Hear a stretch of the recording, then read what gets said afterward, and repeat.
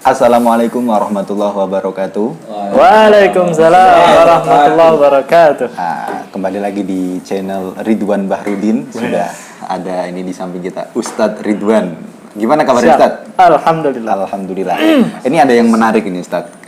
Tempo hari ada berita viral, bukan berita sih, konten yang viral tentang gancet. Gancet ya? Gancet atau ganjet? Nama makanan atau? ini kayak nggak tahu itu apa istilah bahasa Indonesia atau bahasa daerah ya itu gancet ya. Gancet itu jadi Gimana tuh?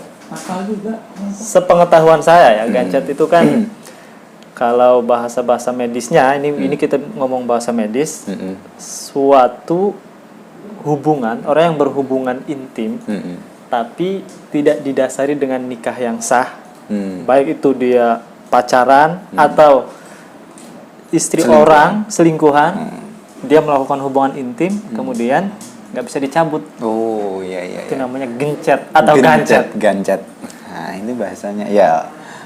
Ini kan tempo hari itu ada yang viral, paling tidak YouTuber terkenal lah, dari namanya Gus Idris Official dan juga Ustadz Ujang Bustomi, soalnya Kang Ujang Bustomi ini kan juga bikin konten tentang itu gitu. Nah ini kalau menurut Ustadz Ridwan yang Sohibul Channel lah, ini bagaimana ini Ustadz sebenarnya Ustadz? Jadi kalau ngelihat konten-konten ahli hikmah yang sekarang lagi viral-viralnya itu kayak Gus Idris Official, kayak Kang Ujang Bustomi, khususnya di channel Gus Idris Official memang di situ ada disclaimer-nya ya bahwa video itu diperuntukkan untuk edukasi dan hiburan. Karena kalau kita lihat aktor-aktornya juga yang melakukan gencet itu ternyata sangat terlihat sekali settingan gitu, tidak begitu jelas bahwa itu memang nempel gitu, anunya itu nempel itu nggak begitu jelas. Nah tapi kalau channelnya Kang Ujang Bustomi saya belum bisa memastikan apakah itu settingan, fiktif atau memang ori, saya nggak tahu karena di channelnya nggak ada keterangan disclaimer. Lagi-lagi kalau di yang viral ini kan lebih viralnya channelnya Gus Idris Official ya. Sampai masuk di TikTok, di Instagram. Sampai masuk di TikTok, di Instagram. Saya taunya malah justru di Instagram. sampai banyak juga teman-teman, ini beneran gak sih? Iya. Bahkan ada Ustadz komika yang bikin itu yang mereaksi dari video itu. Namanya Embel Cobra. Itu juga katanya kalau komika bilangnya karena pakai lem Korea. Pakai lem Korea. Nah, jadi lanjut ke ini jadi kalau gancet, kalau dilihat sebenarnya asli nggak sih Ustadz? Kalau dalam lingkungan sehari-hari ini kan itu kan konten. Nah ini out of content lah. Jadi berbicara di masyarakat sekitar, entah yang dulu atau sekarang atau bahkan di daerah yang kita tidak ketahui, sebenarnya fenomena seperti itu ada nggak sih? Kita berbicara secara medis dulu ya. Gancet itu memang secara medis pada suatu waktu itu bisa kejadian, tapi tidak sering. Ini menurut apa yang saya baca. Kita mengetahui dalam bahasa medis itu dikenal dengan penis captivus. Bahasanya canggih juga. Itu penis bahasa captivus. Latin ya. Bahasa Latin medis. Medis. Nah, penis captivus ini kejadian jika Mr. P dan Mr. V melakukan Miss V dan Mr. P melakukan hubungan intim. Kemudian Miss V ini dia mengalami otot-otot kejang. Ini faktor pertama, otot-otot kejang, atau Mr. P ini mengalami ereksi yang begitu besar. Jadi ereksi itu kan Mr. P itu kan menjadi besar sehingga ketika berada di dalam lingkungan Miss V itu nggak bisa dicabut. Tapi kalau berbicara medis, lagi-lagi ini kan kejadian ini jarang, dan kalaupun kejadian pasti nggak akan selamanya. Berarti nggak bakal bisa sampai mati lah ya. Nggak bakal bisa sampai mati. Iya. Jadi mungkin ya hanya hitungan 5 sampai 10 menit lah. Ketika ereksi atau ejakulasi itu udah selesai, udah mengalami klimaks yang begitu tinggi, ya udah selesai. Artinya Mr. P itu mengecil dan bisa dicabut gitu. Tapi kalau dalam ilmu gaib, ya ini saya katakan wallahu a'lam. Tapi kita tidak menutup kemungkinan, seingat saya, karena waktu saya kecil di Banten itu pernah kejadian, sekitar saya umur 10 atau 11 tahun lah waktu itu, memang ramai diperbincangkan, dan kita pun satu kampung itu menonton langsung gitu. Dan saat itu belum ada YouTube ya saja. Belum ada kamera, belum ada media. Belum bisa mempublikasikan. Dilihat secara langsung. Itu beritanya menyebar kemana-mana. Dulu kan TVRI yang menginfokan, memberitakan segala macam. Dan itu kejadian itu memang ada gitu kan. Nah, apakah yang kejadian waktu itu di Banten itu memang kejadian secara medis atau memang gaib? Karena memang itu laki-laki dan perempuan masih pacaran, dan kejadiannya itu di lingkungan keramat, tanah-tanah keramat. Ya, kuburan-kuburan orang-orang dahulu lah gitu. Jadi lagi-lagi secara medis itu memang pernah terjadi, tapi kalaupun memang secara medis ini terjadi, tapi tidak selamanya. Tidak selamanya, karena yang namanya misfi itu juga bisa mengalami keras ya, dinding-dindingnya itu keras. Atau bisa disebut juga dengan vaginismus. Susah sekali kayaknya.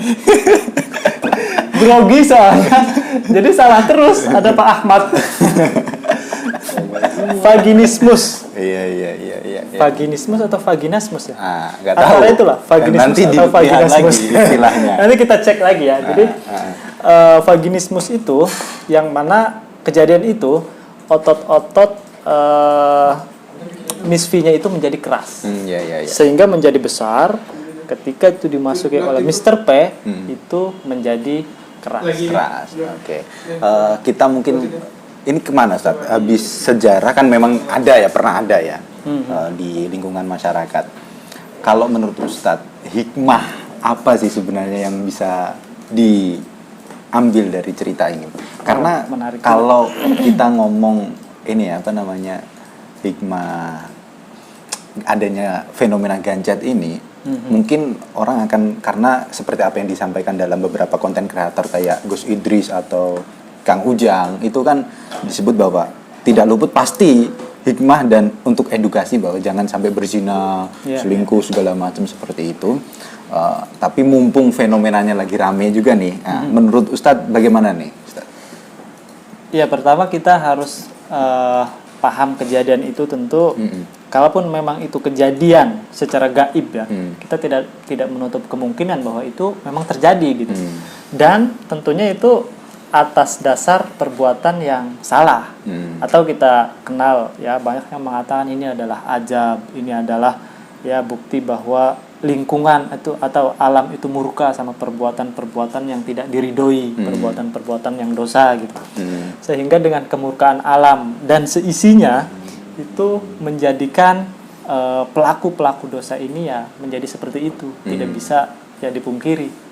Jadi hikmahnya adalah kita harus tahu benar ya bahwa dalam Islam itu banyak sekali aturan-aturan dalam berhubungan sesama manusia, berhubungan sesama manusia dengan Tuhan, hubungan manusia dengan manusia. Nah, teruntuk dengan manusia, sesama manusia ini kan ada namanya dalam fikih itu pernikahan. Jadi kalau seseorang memang sudah tidak bisa membendung hawa nafsunya ini, tidak bisa menahan ya, kejang-kejang terus. Kalau masih bisa kan biasanya puasa gitu untuk puasa, kalau bisa. Berarti kalau nggak bisa kalau memang sudah tidak bisa ya berarti mau tidak mau harus nikah, supaya ada tempat penyaluran. Wajib gitu kalau udah sampai level itu ya tadi. Itu sudah wajib itu. Dikatakan wajib itu kalau dia sudah cukup umur dan sudah sekiranya mampu untuk menafkahi, itu benar-benar wajib. Jadi bagi teman-teman yang sudah sekiranya mampu untuk menafkahi, mampu juga untuk berhubungan nanti dengan istrinya, ya silahkan menikah. Ngaji dulu Qurratul Uyun Ustaz. Ngaji dulu Qurratul Uyun. Jadi hal itu ya patut kita hindari yang namanya gancat itu, karena itu perbuatan-perbuatan yang tidak dibenarkan ya. Zina lah, bahasanya zina. Gancat itu karmanya ya, ibaratnya Karmanya. sebab akibat karena berzina. Iya, sebabnya berzina, Bisa akibatnya jadi. dia seperti itu gancat. Ya. Jadi teman-teman ya kalau mau enak nikah. Karena kalau berhubungan intim tidak didasari dengan akad pernikahan itu tidak enak. Tidak enak itu ya bisa jadi dia terburu-buru, terus dia mencari tempat-tempat yang sekiranya aman dari lingkungan. Jadi tergesa-gesa. Ya. Kurang lebih itu. Terima kasih atas perbincangan yang menarik sekali ini tentang gancat. Ya. Teman-teman semuanya yang masih muda-muda jangan sampai berzina. Ingat, berzina itu dosa. Jadi jangan sampai dilampiaskan. Dan pesan terakhir dalam Islam itu kan, Ustaz?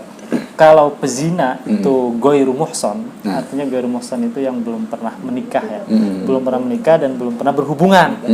Kalau ada orang yang menikah dia belum berhubungan, itu disebut ghairu muhsan juga. Oh iya. Yang disebut muhsan itu dia sudah menikah dan dia sudah berhubungan intim, itu namanya muhsan. Kalau ghairu muhsan, pelaku pezina ghairu muhsan itu hukumannya kan cambuk ya sampai 100 kali. Dalam Al-Qur'an kan begitu. Tapi kalau muhsan itu dirajam, orangnya dikubur, dilempari batu. Ngeri. Terus sampai meninggal. Itu sebenarnya kalau di Aceh berlaku kayak gitu, Ustaz? Dulu berlaku. Tapi kalau sekarang kan ya ikutin sebenarnya perda. secara aturan itu berlaku, tapi secara implementasi kita masih bertanya-tanya juga gitu. Oke. Selain itu mungkin pesan-pesan terakhir Ustadz sambil closing statement. Ya, pesan saya kepada anak muda semuanya atau mungkin yang sudah lanjut usia tapi libido seksualnya masih tidak bisa terbendung, agar ya pertama itu harus puasa ya. Puasa itu penting, dan kalau memang masih tidak bisa juga ya harus nikah. Harusnya kayak memang kuncinya harus menikah. Karena itu bisa menikah dan menikah. Menikahnya 3 kali. tergantung teman-teman cara menafsirinya bagaimana. Oke, saya rasa itu. Oke. Silakan. Terima kasih teman-teman semuanya yang sudah menonton channel Ridwan Bahrudin. Semoga berkah semuanya. Wassalamualaikum warahmatullahi wabarakatuh. Waalaikumsalam warahmatullahi wabarakatuh. Fikinaki. Fikinaki KW.